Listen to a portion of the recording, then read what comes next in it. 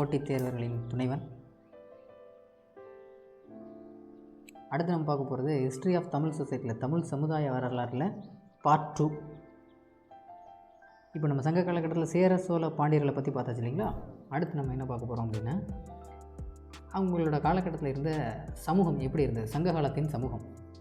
அதாவது இந்த சங்க காலம் அப்படிங்கிறது நார்த்தன் சைடில் அதே காலகட்டத்தில் இரும்பு காலம் அயன் ஏஜ் அப்படிங்கிறது, இங்கே மெகாலித்திக் ஏஜ் அப்படிங்கிறது பெருங்கற்கால பண்பாடு அப்படிங்கிறது. அதாவது மனிதன் முதல்ல வாழ ஆரம்பித்தது சின்ன சின்ன குழு இனங்களாக ஆரம்பித்தாங்க. அப்புறம் போக போக அது ஒரு மிகப்பெரிய பேரரசாக மாற ஆரம்பிச்சது இல்லையா. அப்போது இரும்பு காலத்தை சேர்ந்த பல சமுதாயங்கள் பழங்குடி சமுதாயங்களாக இருந்தன. சில சமுதாயங்கள் எப்படி இருந்ததுன்னா, ஒரு குடி தலைமையின் கீழ் ஒன்றுபட்டு வாழ்ந்தன. அதாவது ஒரு குழுவோட தலைவன் அதை வழி நடத்துவார், அப்படி தான் இருந்தது. சங்ககால சமூகம் அப்படிங்கிறது பழங்குடி குல தலைமை சமுதாயத்திலிருந்து ஒரு பெரும்பரப்பை ஆட்சி செய்யக்கூடிய மன்னராட்சி முறைக்கு மாற ஆரம்பித்தது. அதுதான் சங்க காலம் அப்படிங்கிறது. சரி, இங்கே சங்ககால தமிழ் சமூகத்தில் எப்படி உருவானது அப்படின்னா, நிறைய பிரிவுகள் இருந்தது. அதுதான் நம்ம பார்த்தோம் இல்லையா, திணை வழியில் நம்ம பிரிவுகள்லாம் இருந்தது. அதுபோக பாணர், பரதவர், எயினர், அப்புறம் உழவர், காணவர், வேட்டுவர், மறவர் அப்படின்னு சொல்லி பல கிளான் பேஸ்டு கம்யூனிட்டிகள் உருவாக ஆரம்பிச்சது. இவங்களெல்லாம் வழிநடத்துறதுக்கான தலைவர்கள் தான் வேந்தர்கள், சீஃப் அப்படின்னு சொல்லக்கூடியது. இவங்களாம் ஹையர் லெவலில் இருக்கக்கூடிய இந்த சமூக அந்தஸ்து பெற்ற ஆட்கள். அதுபோக அந்தணர்கள், பூசாரிகள்னு சொல்கிறோம் இல்லையா, அவங்கெல்லாம். அதுபோக சில இந்த கைவினைப் பொருட்கள் உருவாக்கக்கூடியவங்க, மண்பானை செய்யக்கூடியவங்க, அப்புறம் பொற்கொள்ளர்கள், இவங்கெல்லாம் உருவாக ஆரம்பித்தாங்க. இவங்கெல்லாம் சேர்ந்தது தான் ஒரு சமூகமாக இருந்தது. அப்புறம் இந்த கேஸ்ட் பேஸ்டு சிஸ்டம் அப்படிங்கிறது நார்த்தனில் இருந்ததே தவிர, வட மாநிலங்களில் இருந்ததே தவிர, தமிழ்நாட்டில் பெரிய அளவில் அதற்கான அஸ்திவாரம் அப்படிங்கிறது கிடையாது நம்ம சங்க காலகட்டத்தில். இதில் உயர்நிலை மக்கள் நல்ல எப்போதுமே இந்த பிரச்சனை இருந்துகிட்டே தான் இருக்குது. உயர்நிலை மக்கள் நல்ல செல்வ செழிப்போடு இருந்திருக்காங்க. அதுபோக விளிம்பு நிலை மக்கள் அப்படிங்கிற சில வறுமைகளை இருந்திருக்கு. அதுபோக பாணர்கள், பாட்டு பாடுறவங்களோட நிலைமை என்ன, மிகப்பெரிய உயர்ந்த மன்னர்களை பற்றி பாட்டு பாடி பரிசில் பெற்று அவங்களோட வாழ்க்கையை ஓட்டுறது. இப்படி தான் அந்த காலம் சங்க காலம் அப்படிங்கிறது இருந்திருக்குது. அதே மாதிரி அவங்களோட முக்கியமான தொழில்கள்லாம் என்னென்னு பார்த்தோன்னா, வேளாண் வளர்ச்சி, வேளாண் துறை, வேளாண் விவசாயம் பண்ணுறது, அப்புறம் கால்நடை வளர்ப்பு, இயற்கை வளங்களையும் வன விலங்குகளையும் ஓரளவுக்கு இதுதான் அவங்களோட தொழிலாக இருந்தது. இந்த விளிம்பு நிலை மக்கள் இருக்காங்க இல்லையா, அவங்களுக்கு தான் கொஞ்சம் பிரச்சனைகள்லாம் இருந்தது. என்ன அப்படின்னா, அவங்களுக்கு வறுமைன்றது கூடவே இருந்துகிட்டு இருந்ததுனால இதெல்லாம் ஒரு சில பாதிப்புகள் ஏற்பட்டிருக்கிறதுக்கு வாய்ப்பு இருக்குது. இன்னொன்று, வேட்டையாடி தான் வாழணும் அப்படிங்கிற மாதிரி அவங்களோட வாழ்வியல் இருக்கும்போது சிலர் இதுக்கு கட்டாயப்படுத்தி உட்படுத்தப்பட்டிருக்கலாம் அப்படிங்கிறது ஒரு வரலாற்று ஆய்வாளர்கள் கூறக்கூடிய சில செய்திகளாகவும் இருக்குது. சரிங்களா. அப்புறம் விமன், பெண்களுக்கு நம்ம ஏற்கனவே பார்த்துருந்தோம், விமனோட ஸ்டேட்டஸ் அப்படிங்கிறது ஆண்களுக்கு ஈக்குவலாக இருந்திருக்கு. அதனால தான் நிறைய பெண்பார் புலவர்கள்லாம் உருவாகியிருந்தாங்க. அதே மாதிரி சங்க இலக்கியங்களில் எந்த மாதிரியெல்லாம் குறிப்பிட்டிருக்காங்க அப்படின்னா, தாய், தலைவி, செவிலித்தாய், தோழி அப்படின்ற மாதிரி பெண்களை பற்றி பல்வேறு வகையில் கூறப்பட்டிருக்குது சங்ககால இலக்கியங்களில். அதே மாதிரி பாணருல பெண்கள், நாட்டிய மகளிர், பெண்பார் புலவர்கள், அரச மகளிர், இவங்களை குறித்தும் ஐவகை நிலப்பகுதிகளை சார்ந்த பெண்கள் குறித்தும் சங்க இலக்கியங்களில் நிறையா டேட்டாஸ் இருக்குது. சரியா. அப்புறம் வெண்ணி குயத்தியர் அப்படி ஒரு எடுத்துக்காட்டுக்கு பார்த்தோம் அப்படின்னா, வெண்ணி குயத்தியர் அவங்களோட வாழ்ந்த இடம் தான் வெண்ணி அப்படிங்கிறது. அதனால் அதை பற்றியும் குறிப்பிட்டிருக்காங்க நம்ம சங்க காலகட்டத்தில். அதே மாதிரி மகளிர் திணைப்புணம் காத்தல் குறித்தும், உமணர்னால் என்னது, உப்பு விற்கிறவங்க, அந்த உமணர்குல மகளிர் உப்பு விற்றது குறித்தும் சங்ககால செய்தியில் அதெல்லாம் கூறப்பட்டிருக்குது. இதன் மூலம் இப்போ பார்த்தோம் அப்படின்னா, இப்போ நம்ம ஒட்டுமொத்தமாக பொருளாதாரத்தை பார்த்தோம் அப்படின்னா பிரைமரி, செகண்டரி, டெர்ஷியரின்னு பிரிக்கிறோம். அப்போ பிரைமரி அப்படிங்கிறது என்ன, இருக்கிறதுலே மேனுஃபேக்சரிங் செக்டர், அந்த மூலப்பொருள் உற்பத்தி தான் பிரைமரி செக்டர். அந்த மாதிரி மூலப்பொருள் உற்பத்தியிலே பெண்களோட பங்கு இருந்திருக்கு அந்த காலகட்டத்தில், சங்க காலகட்டத்தில். பொருளாதாரம் அப்படிங்கிறது, சங்ககால பொருளாதாரம் அப்படிங்கிறது பல வகையில் பிரிச்சுட்ருக்கு. ஏன்னா ஒவ்வொரு திணை சார்ந்தும் ஒவ்வொரு விதமான தொழில் பார்த்துட்ருக்காங்க இல்லையா. குறிஞ்சி, முல்லை, மருதம், நெய்தல், பாலைன்னு ஒவ்வொரு குறிப்பிட்ட மக்களுமே ஒவ்வொரு விதமான தொழில் பார்த்துட்டு இருந்திருக்காங்க. அதனால் பல வகையான பிரிவுகள் இருந்திருக்கு அந்த காலகட்டத்தில். இன்னும் சொல்லணும் அப்படின்னா, பொருளாதாரம் அப்படிங்கிறது கடல் கடந்தும் பொருளாதாரம் இருந்திருக்கு அந்த காலகட்டத்தில். பிரைமரி ப்ரொடக்ஷன், வேளாண்மை உற்பத்தி அப்படிங்கிறது, அதான் பிரைமரி தான் என்னது, ஒட்டுமொத்த மூல உற்பத்தி பொருள் அப்படிங்கிறது. அது அத்தியாவசிய தேவைகளை பூர்த்தி பண்ணுறதுல வேளாண்மை தான் முதல் இடத்துல இருந்திருக்கு. அதுபோக சிறுதானியங்கள் இதெல்லாம் உற்பத்தி பண்ணுறதெல்லாம் அவங்களோட தொழிலாக தான் இருந்திருக்கு. அப்புறம் நல்செய், புன்செய் நிலங்கள் இருந்திருக்கு, அதில் தான் இந்த உற்பத்தியெல்லாம் நடந்திருக்கு. அதுபோக விவசாயிகளில் பார்த்தோம் அப்படின்னா ரெட் ரைஸ், சிவப்பு அரிசி, வெள்ளை அரிசி, இதெல்லாம் அந்த காலகட்டத்தில் இருந்திருக்கு. அப்புறம் ஐவன நெல், இதெல்லாம் அவங்களோட சங்க இலக்கியத்தில் இவங்களோட உற்பத்தின்னு குறிப்பிடப்பட்டிருக்கு. அப்புறம் ரைஸ் கிரெயின்ஸு, இதெல்லாம் வந்து பொருந்தல், ஆதிச்சநல்லூர் இங்கெல்லாம் அகழாய்வில் அந்த தாழின்னு சொல்லுவோம் இல்லையா, முதுமக்கள் தாழி, அதிலலாம் இது இருந்திருக்கு. அதை வச்சு தான் இங்கெல்லாம் விளைச்சல் நடந்திருக்கு அப்படிங்கிறத சொல்கிறோம். அதேமாதிரி பேஸ்ட்ரலிசம், கால்நடை வளர்ப்பு அப்படின்னு சொல்லுவோம் இல்லையா, இதுவுமே அந்த காலகட்டத்தில் சங்க காலகட்டத்தில் நிறையவே இருந்திருக்கு. ஏன்னா சங்க காலகட்டத்தில் இது கால்நடை வளர்ப்பு இருந்திருக்குனாலே அவங்க அந்த மக்களோட வளர்ப்பு வேலை எப்படி இருந்திருக்கு, நாடோடிகளாக இருந்திருக்கவும் வாய்ப்பு இருக்குது அப்படிங்கிறது தான். சரிங்களா? அடுத்து industries and craft of the Sangam age, கைவினைப் பொருட்கள். அதனால தான் நம்ம மஸ்லின் கிளாத்லாம் பார்த்தோம், அதில் ரொம்ப நுண்ணிய வேலைப்பாடுடன் கூடியது. அந்த மாதிரி நுண்ணிய வேலைப்பாடுடைய பொருட்களும் நம்ம சங்க காலகட்டத்தில் உருவாக்கியிருந்திருக்காங்க. அப்போ அதெல்லாம் உருவாக்கியிருந்தாங்கன்னா உருவாக்கின பொருளை விற்கணும். அப்போ நாடு கடந்தும் விற்பனை நடந்திருக்கு, உள்ளூர்களையும் விற்பனை நடந்திருக்கு. அந்த அளவுக்கு நுண்ணிய கைவினைப் பொருட்கள் தயாரிப்புலையும் சங்க காலகட்டத்தில் பெரிய அளவில் பெயர் கிடச்சிருந்திருக்கு. பாட்ரி, மட்கலம் செய்கிறது. இந்த மட்கலம் தான் நிறைய இடத்துல இப்போ கூட கிடச்சிட்டு இல்லையா, கருப்பு மற்றும் சிவப்பு நிறம் கலந்த மட்பாண்டங்கள் நிறைய இடத்துல கிடச்சிருந்திருக்கு.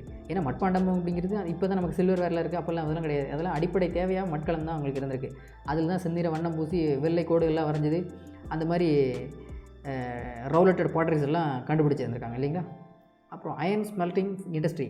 ஏன்னா இரும்புன்றது ஆரிய காலகட்டத்துக்கு அப்புறமே இரும்புங்கிற ஒரு விஷயம் இருக்கிறது மனிதனுக்கு தெரிய ஆரம்பிச்சது. அப்போ இரும்பு வச்சு நிறைய கருவிகள் உருவாக்க ஆரம்பித்தாங்க.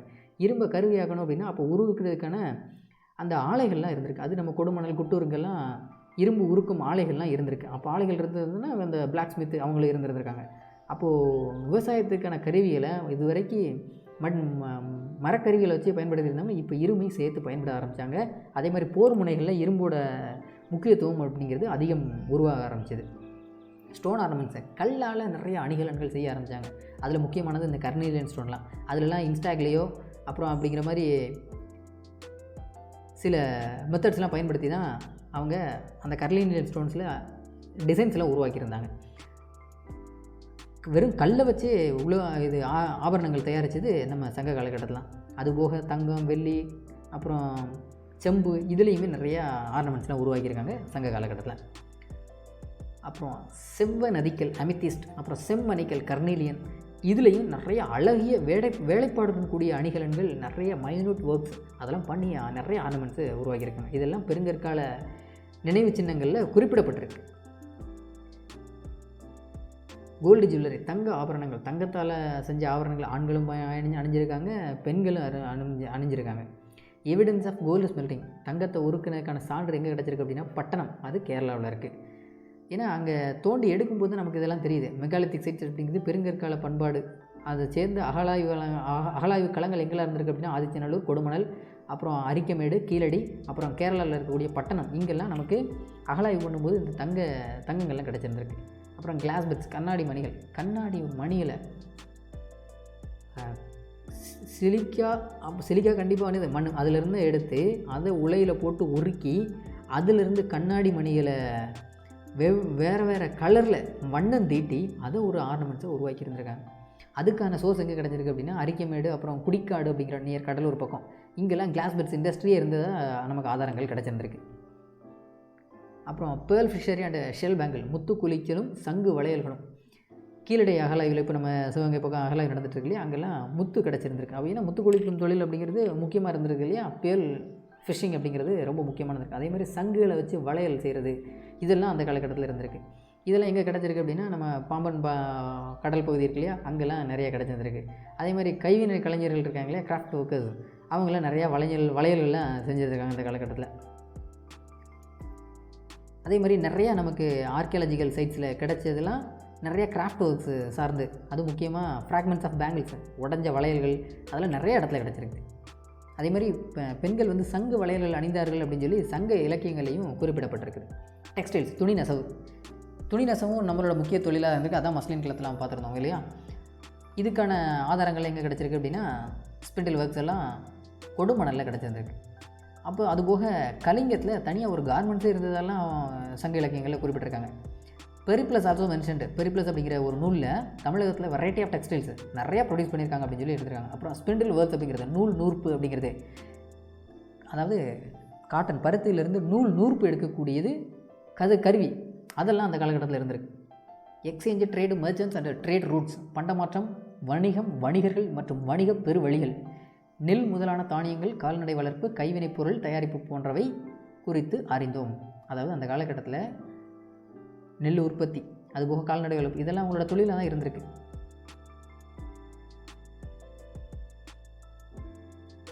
அதே மாதிரி இந்த மக்கள் வந்து எல்லா இடத்துலையுமே எல்லா பொருளையும் தயாரிக்க முடியாது. ஏன்னா இப்போ ஒரு பொருள் இருந்துச்சுன்னா அது ஒரு சில இடத்துல மட்டும்தான் விளையும், அந்த மாதிரிலாம் இருக்கும் இல்லையா? அந்த விளைச்சலை பொறுத்து ஒரு இடத்துல மட்டும்தான் இது உருவாயிருக்கே தவிர எல்லா இடத்துல எல்லா பொருளும்லாம் தயாரிக்கலை. அது போக இவங்க என்ன பண்ணியிருக்காங்க, எக்ஸ்சேஞ்ச் நடந்திருக்கு. சரிங்களா? அப்புறம் ஹில் ரீஜியனில் இப்போ எக்ஸாம்பிள் கொடுத்துருக்காங்க. என்ன அப்படின்னா, ஹில் ரீஜியன் மலை சார்ந்த இடங்கள் இருக்கு இல்லையா, அங்கெல்லாம் மீன் கிடையாது. அப்போ கீழே இருந்து மீன் மேலே போகும். அதே மாதிரி மலைப்பகுதியில் விளையக்கூடிய பொருட்கள்லாம் மேலே இருந்து கீழே வரும். இந்த மாதிரி எக்ஸ்சேஞ்ச் தான் பண்ணியிருக்காங்களே, பண்டமாற்று முறை தான் இருந்திருக்கே தவிர மற்றபடி ஒரே இடத்துல எல்லாமே கிடைக்கும். அது இப்போவுமே யதார்த்தம் தான் இல்லையா, இயற்கையே அப்படி தான் வடிவமைக்கப்பட்டிருக்கு இல்லையா? அப்புறம் ட்ரேடர்ஸ் நிகாமா அப்படிங்கிறது பிராமி கல்வெட்டுகள் இருக்குல்ல, பிராமி இன்ஸ்கிரிப்ஷன்ஸ் அங்கெல்லாம் எழுதியிருக்காங்க. நிகாமா அப்படிங்கிறது வணிகன் அப்படிங்கிற மாதிரி. அந்த மாதிரி இப்போ வார்த்தைகள் இருந்திருக்கு அப்படின்னா அப்போ வணிகம் பெரிய அளவில் இருந்திருக்குன்னு அர்த்தம். அதே மாதிரி பொண்ணு விற்கக்கூடியவங்க, அதாவது gold merchants, cloth merchants, salt மர்ச்சன்ட்ஸுக்கு பேர் இதெல்லாம் எக்ஸாமில் கேட்கக்கூடியதான். உப்பு விற்கவங்களோட பேர் உமனர்கள். அவங்களாம் எந்த பயன்படுத்தினாங்க அப்படின்னா புல்லட் கார்ட்ஸ், எருது வண்டிகள் தான். அதே மாதிரி குடும்பத்தோடு போய் வியாபாரம் பண்ணியிருந்திருக்காங்க. மீன்ஸ் ஆஃப் டிரான்ஸ்போர்ட் முக்கியமாக என்னது அப்படின்னா மாட்டு வண்டிகள் தான் முக்கியமானது. அதுபோக விலங்குகளை பயன்படுத்தி தான் இங்கேருந்து ஒரு இடத்துலேருந்து இன்னொரு இடத்துக்கு வண்டி பூட்டி போயிருக்காங்க. ட்ரேட் ரூட்ஸ் அப்படிங்கிறது ஒவ்வொரு இடத்தையும் கனெக்ட் பண்ணக்கூடியதை பல்வேறு நகரங்களும் வணிகங்களும் வணிக வழிகளால் இணைக்கப்பட்டன. வணிகம்னு ஒன்று தொடங்க போய் தான் பல்வேறு இனக்குழுக்கள் இணையவும் ஆரம்பித்தது நிறையா. அதே மாதிரி நீர்நிலைகளும் நம்ம வணிகத்துக்கு பயங்கரமாக உதவி இருக்குது. அந்த களம், பாரி, ஓடம், தோணி, தெப்பம் இது எல்லாமே டிரான்ஸ்போர்ட் ஃபெசிலிட்டிக்கு ரொம்ப உதவிகரமாக இருந்திருக்கு. இதெல்லாம் சங்க காலத்தில் குறிப்பிட்டிருக்காங்க. Barter and gold and coins நாணயங்களும் இருந்திருக்கு, பண்டமாற்று முறை இருந்திருக்கு. அதனால் மெஜாரிட்டி அந்த காலகட்டத்தில் பண்டமாற்று முறை தான் முதல்ல இருந்திருக்கு. அதுக்கப்புறம் தான் காலப்போக்கில் போக தான் அதெல்லாம் மறந்துட்டு நாணய முறைக்கு இப்போ நம்ம கரன்சி சிஸ்டம் இருக்கு இல்லையா, இதுக்கு வந்துருக்கோம். அதாவது அரிசி கொடுத்து மீனை வாங்கியிருந்திருக்காங்க. உப்பு பயங்கர விலை மதிப்புடையதாக இருந்திருக்கு அந்த காலகட்டத்தில். உப்பு ஒரு குறிப்பிட்ட அளவு உப்புக்கு அதே அளவு அரிசி கொடுத்துருக்காங்க. அந்த அளவுக்கு முக்கியத்துவம் வாய்ந்ததாக இருந்திருக்கு. அதே மாதிரி சேர சோழ பாண்டியர்கள் காலகட்டத்தில் பிற்காலத்தில் வர நாணயங்களும் உருவாக ஆரம்பிச்சது. அதுவும் கொஞ்சம் கொஞ்சமாக பழக்கத்தில் வர ஆரம்பிச்சது. இப்போ கம்ப்ளீட்டாக, அதாவது முதல்ல பண்டமாற்று முறை, அப்புறம் நாணயம் இப்போ குறைஞ்சி அடுத்து என்ன வருது, டிஜிட்டல் சிஸ்டம் வருது இல்லையா. அடுத்து தமிழகம் அந்த ஓவர்சீஸ் இன்ட்ராக்ஷன்ஸ், தமிழ்நாடு மற்றும் வெளிநாட்டு தொடர்புகள். ஏன்னா நம்ம எல்லா இடத்துலையும் தொடர்பு வச்சுருந்தோம். கிரேக்கம், ரோமம், எஜிப்து அப்படின்னு சொல்லி அரேபியர்களோட தொடர்பு வச்சுருந்தோம். எல்லாத்துக்கும் ஏற்றுமதி இறக்குமதி பயங்கரமாக இருந்தது. பெப்பர், ஐவரி, மிளகு, அப்புறம் யானை தந்தம் இதெல்லாம் ஏற்றுமதி பண்ணிகிட்டு இருந்தோம். அப்புறம் அங்கேருந்து நாம் வைனு, ஹார்ஸு இதெல்லாம் இம்போர்ட் பண்ணிகிட்டு இருந்தோம். அதனால் உள்நாட்டுக்குள்ளே மட்டும் இல்லாமல் வெளிநாடு வரைக்கும் நம்மளோட ஏற்றுமதி இறக்குமதி இருந்தது. அந்த வெளிநாட்டிலேருந்து வரக்கூடிய வியாபாரிகளை தான் என்ன சொல்லுவாங்க அப்படின்னா யவனர்கள் அப்படின்னு சொல்லுவோம். சரி, அதுவும் கேட்குறது. உப்பு வச்ச உமனர்கள் வெளிநாட்டிலேருந்து வர்றவங்கள அல்லது வெளிநாட்டுக்கு வரவங்கள யவனர்கள் அப்படின்னு சொல்லுவோம். Tamil Nadu to red C coaster, தமிழ்நாட்டிலிருந்து செங்கடல் கரைக்கு வரைக்கும் ஒரு இந்தியன் ஜார், அதாவது 7.5 கிலோ பெப்பரோட ஒரு ஜார் கண்டெடுக்கப்பட்டிருக்கு.